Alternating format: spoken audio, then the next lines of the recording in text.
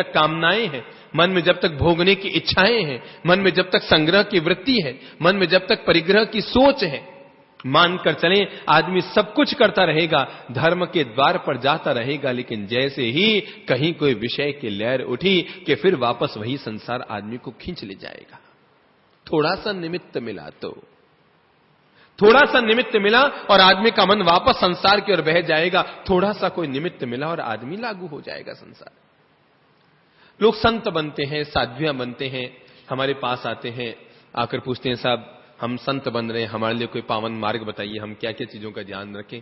मैं उन्हें एक ही बात कहा करता हूं, केवल एक ही बात कहा करता हूं, और मैं ये बात आपसे भी कहना चाहूंगा कि जिस दिन आप उपदान करने के लिए यहां पर आए थे ना, उस दिन जितने प्रबल वैराग्य भाव को लेकर आए थे, जब तक माल महोत्सव न हो जाए तब तक उस वैराग्य को कम मत होने दीजिएगा।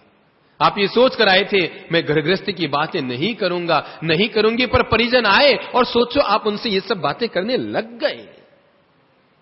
आप ये संकल्प लेकर आए थे कि मैं व्यवहार की व्यवस्थाओं से मुक्त रहूंगा, पूरी कोशिश करूंगा कि 50 दिन तक जितना संत के जीवन को जी सकूं उतना जीने का प्रयास करूंगा। लेकिन जैसे ही कोई मौका मिला, कोई परिजन आए, कोई परिचित आए, कोई परिवार का व्यक्ति आया, बेटा पोता पोती नाती नाता मामा भाणजे आए, उनके रिश्ते हमारे साथ लागू हुए, बातचीत शुरू हुई और उन्होंने बातों ही बातों में बताया उसकी सगाई हो चुकी है, शादी में ये हो रहा है, कौन कौन आ रहा है, क्या आ रहा है, मैं तो उपधान में हूं, शायद न जा पाऊं, पर माल महोत्सव हाँ 16 तक तो हो जाएगा ना, 17 को है शादी, बस मैं 17 को सुबह सुबह ही पहुंच जाऊंगी। और इस तरह हमारे चिंतन पांव हमारे पौषध में थे और चिंतन हमारा संसार में चलता रहा, और परिणाम आदमी जिस प्रबल वैराग्य को लेकर इस मार्ग पर आया था, वो प्रबल वैराग्य अब हाथ न रहता है, और परिणाम क्रियाएं तो बहुत रह जाती हैं, पर वो भाव दशा, वो जो सोच, वो जो उत्तम भाव दशा को हम लेकर आए थे, ये सब चिंतन, ये सब व्यवहार, ये सब धर्म जो हम आज यहां कर रहे हैं छोटे मोटे, वो तो हम घर पे भी कर सकते थे। यहां तो हम वो करने आए थे जो घर पर नहीं कर सकते थे। बेटे से मिलना, पोते से मिलना, पोती से मिलना, मामा मामी नाता नाती परिचित, इन सब से मिलना, ये सब वहां भी कर सकते थे। ये सारे चिंतन, सारी व्यवस्थाएं वहां करते करते आए थे, और अब तक 20 25 30 साल हो गए यही सब काम हम करते रहे। लेकिन जरा सोचो 50 दिन के लिए, 35 दिन के लिए, 28 दिन के लिए हम सब इस शांति के दिव्य मार्ग पर आए, तब भी सोचो केवल 50 दिन तक भी क्या हम अपने उस वैराग्य को सुरक्षित रख पा रहे हैं, या हमारा वैराग्य निमित्त पाकर हिल जाता है? क्या हम संसार की बातों में उलझ जाते हैं? क्या हम सांसारिक गतिविधियों में उलझ जाते हैं? क्या हम लेन देन की चर्चा करने लग जाते हैं? क्या हम पर व्यवस्थाएं हावी हो जाती है? व्यक्ति चिंतन करे, क्या हम आत्मचिंतन करते हैं, या अन्य कोई चिंतन भी मन में उतर आता है? केवल 50 दिन के लिए निकले हैं। इसलिए जो लोग संत साध्वी बनते हैं ना, मैं उन्हें कहा करता हूं कि देखो भाई, इस मार्ग पर चलना बहुत सरल है, कोई मुश्किल नहीं है। कौन कहता है संत बनना मुश्किल है? मुझसे पूछना, मैं बताऊं बहुत मस्ती है यहां पर। यहां कोई दिक्कत नहीं, कोई प्रॉब्लम नहीं है, कोई चिंता नहीं, कोई तनाव नहीं, कोई टेंशन नहीं, बड़ी मस्ती है यहां। दुनिया में सबसे सरल कोई जीवन जीने का मार्ग है तो वो संत जीवन का मार्ग है। लोग कहते हैं साहब संत जीवन को चलना तलवार की धार पर चलना है, ऐसा कहते हैं ना, खांडेरी धार। हाँ, खांडेरी धार। वो बूढ़ी माताएं कहती है संत जीवन को जीना खांडी की धार, खांडा मतलब तलवार की धार। संत जीवन को जीना तलवार की धार पर चलना है। मैंने संत जीवन को देखा और संत जीवन में रहकर संसार को भी देखा है, और मैं इस आधार पे कहता हूं संत जीवन को जीना तलवार की धार पर चलना है, पर गृहस्थ जीवन को जीना तो दुधारी तलवार पर चलना है। इधर भी काट आदमी पिसता रहता है और जिंदगी अपनी काटता रहता है, निकल नहीं पाता। चाहे वो झगड़ालू पति मिल गया तो भी उसके साथ जीना, पियक्कड़ मिल गया तो भी उसके साथ जीना, गुस्सैल मिल गया तो भी उसके साथ जीना, बदतमीजी वाला मिल गया तो भी उसके साथ जीना, न कमाने वाला मिल गया तो भी जीना, न पढ़ा हुआ मिल गया तो भी जीना। जैसा मिल गया उसे जीना आदमी की मजबूरी। जैसी पत्नी मिल गई वो झगड़ालू, वो गुस्सैल, वो ऐसी वैसी जैसी तैसी, पर आदमी को जीना उसकी मजबूरी। गृहस्थ जीवन को जीना तो दोनों तरफ तलवार पे चलना है बेटा, इधर भी तू ही कटेगा, उधर भी तू ही कटेगा। संत जीवन तो केवल एक तरफ की तलवार है, और मैंने इसको जिया है तो मैं कहना चाहता हूं यहां पर बहुत शांति है, यहां बहुत आनंद है, बहुत मस्ती है, कोई चिंता नहीं, कोई टेंशन नहीं। आपको कल क्या खाना है इसकी चिंता आपको हो सकती है, पर हमें कल क्या खाना है इसकी चिंता लोग करते हैं, हमें करने की जरूरत नहीं होती।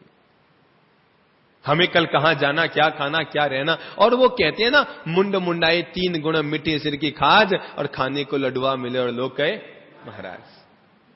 तो ये तो साफ साफ ही झलक रहा है, ये तो साफ साफ ही झलक रहा है। पर जिस व्यक्ति को साधना के मार्ग पे चलना है, मैं कहना चाहूंगा इतना शांति का मार्ग, इतना आनंद का मार्ग। अभी सोचो, अगर ये संत न बने होते, मैं संत न बना होता, तो ये क्या होते? एक पत्नी के पति होते, 2 बच्चों के बाप होते, और क्या होते बताओ, क्या होते बताओ। और वही सुबह उठते ही वही पापड़ बेलने शुरू, उठते ही पत्नी कहती जाओ दूध ले आओ, दूध लेके आए, क्या आटा नहीं है, आटा पिसा के ले आओ। वो आटा पिसा के लाए कि उसके पहले ये किराने का सामान आना रह गया, वो ले आओ। वो आए कि उससे पहले नहा धो के तैयार हो जाओ। खाना खाया नहीं कि उससे पहले ऑफिस का टाइम हो गया, ऑफिस से घर पहुंचने के फिर काम की लिस्ट तैयार। और कभी खुदा न खास्ता छोटी मोटी बात पर झगड़े, तो तनाव, टेंशन, ये सब तो जैसे भरपूर भरे हुए हैं घर गृहस्थी में। तो इसलिए ये बड़ा शांति का मार्ग है। और मैं जो ये संत सती बनते हैं ना, मैं उन सभी लोगों से कहा करता हूं, भाई इस रास्ते पर आ रहे हो, बड़ी बात है, अच्छी बात है, खुशी की बात।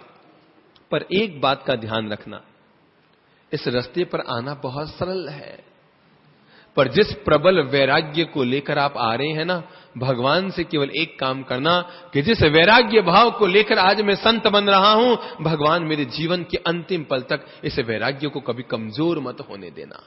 जिस वैराग्य भाव से मैं बन रहा हूं, जिसमें मुक्ति के भाव से बन रहा हूं, वो मुक्ति का भाव मन में बना रहे। एक बार की बात है, यहां पर भैरव बाग में दीक्षा थी, अगर आपको याद हो तो, है ना, शायद 2 साल पहले थी, हम भी गए थे वहां। एक आचार्य महाराज भी आए थे, संत वगैरह आए थे, तो वो परिचित थे हमारे।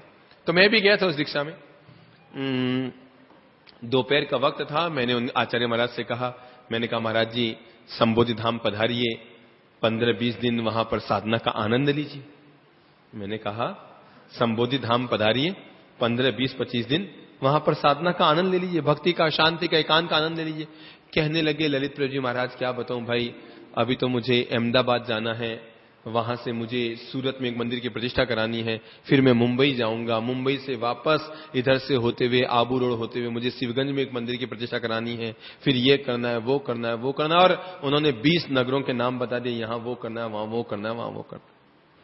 मैंने यूं ही पूछ लिया, मैंने कहा महाराज फिर मोक्ष में कब जाना है?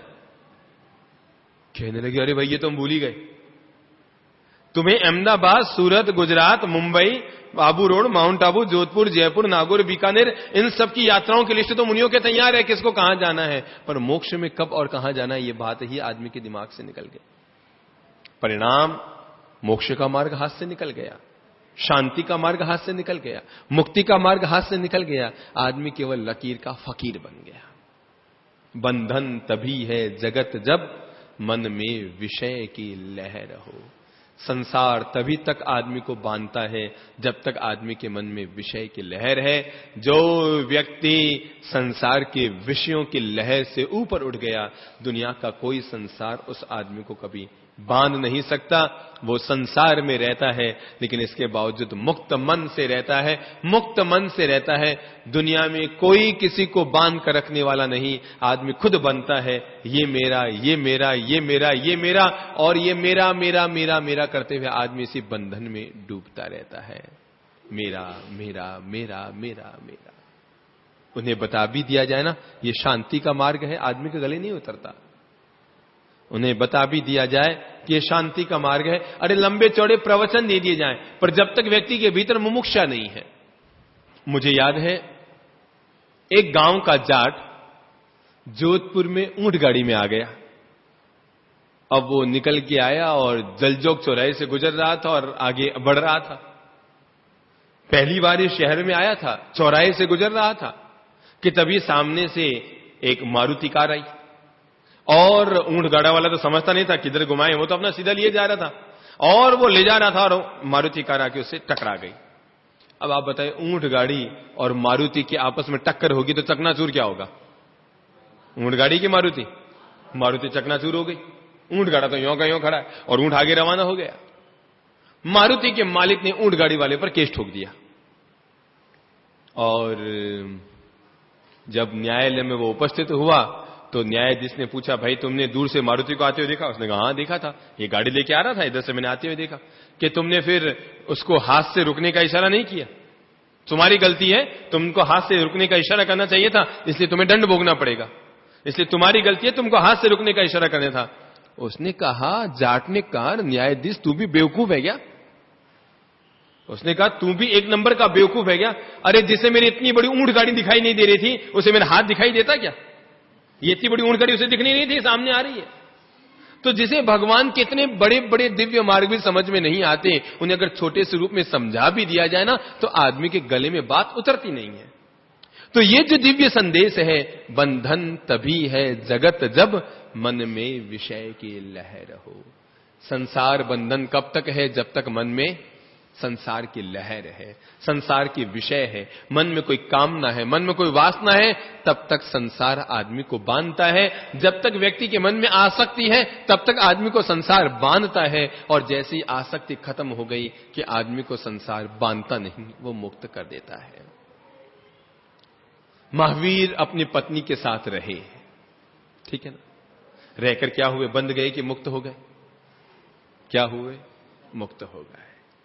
मैं यही समझाना चाहता हूं, महावीर पत्नी के साथ रहे, लेकिन रहकर भी वो मुक्त हो गए। और आप लोग पत्नी के साथ रह भी जाते हैं, पर रहकर मुक्त नहीं होते।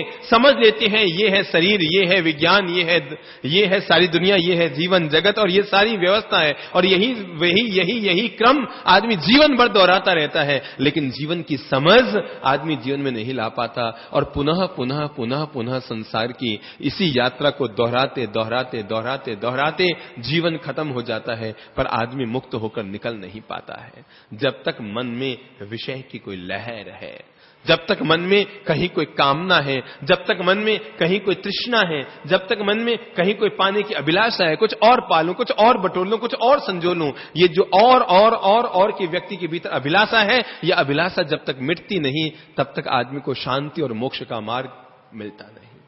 ये जो होती है ना, ये भी पालूं, वो भी पालूं, ये भी बटोर लूं, ये भी बटोर लूं, ये हो जाए, ये मिल जाए, ये मिल जाए, सारी दुनिया का राज्य मुझे मिल जाए, आदमी बढ़ता रहे पर मन शांत नहीं होता। हम लोग एक बार मध्य प्रदेश में थे, भोपाल आष्टा की ओर जा रहे थे हम। रास्ते में एक गांव में कोई सही जगह रुकने की नहीं थी, सो हम गांव के बाहर एक बड़ा सर्किट हाउस था, हम लोग वहां ठहर गए। रात को करीबन 7-8 बजे वहां के एक कैबिनेट मंत्री जो इंदौर जा रहे थे, वो सर्किट हाउस में पहुंचे। आगे लाल बत्ती की गाड़ी, पीछे लाल बत्ती की गाड़ी, बीच में उनके लाल बत्ती की गाड़ी, 15-20 पुलिस वाले साथ में, और बड़े लवाजमे के साथ वहां पहुंचे। देखते हमें पहचान गया, अच्छा महाराज जी आप यहीं ठहरे, तो फिर मैं भी रात को यहीं ठहरूंगा। और वो वहीं ठहर गए। रात को मेरे पास है, कहने लगे मुझे कुछ अलग से आपसे बात करनी है। मैं समझा नहीं, मैंने कहा अलग से क्या बात करनी है? कि नहीं, थोड़ी सी अलग से बात करनी है। हम अलग रूम में जाके बैठे। कहने लगे महाराज पता नहीं इन दिनों में मन बड़ा अशांत रहता है। क्या कहा? इन दिनों में मन बड़ा अशांत रहता है। मैंने कहा यार हद करते हो, हम तो नंगे पांव पैदल चल के यहां पर आए हैं, और तू तो गाड़ी में आया, लाल बत्ती की कार में आया, आगे गाड़ी पीछे गाड़ी, ये 10-10 पुलिस वाले तेरे साथ है। आया तो सर्किट हाउस के चौकीदार ने सैल्यूट मारी है, सलामी दी है, प्रणाम किया है, सब कुछ हुआ है। और इतना सब कुछ होने के बाद भी अगर तुम्हारा मन अशांत है, तो जरा सोचो कि शांति का मार्ग आदमी को कब और कैसे मिलेगा। अगर इतना सब होने के बाद भी आदमी का मन वही अशांत रह रहा है, तो आदमी सोचे कि व्यक्ति को आखिर शांति का मार्ग कब और कैसे मिलेगा। मैंने कहा बात क्या है? कहने लगे साहब क्या बताऊं, मेरा मुख्यमंत्री बनने में नंबर था।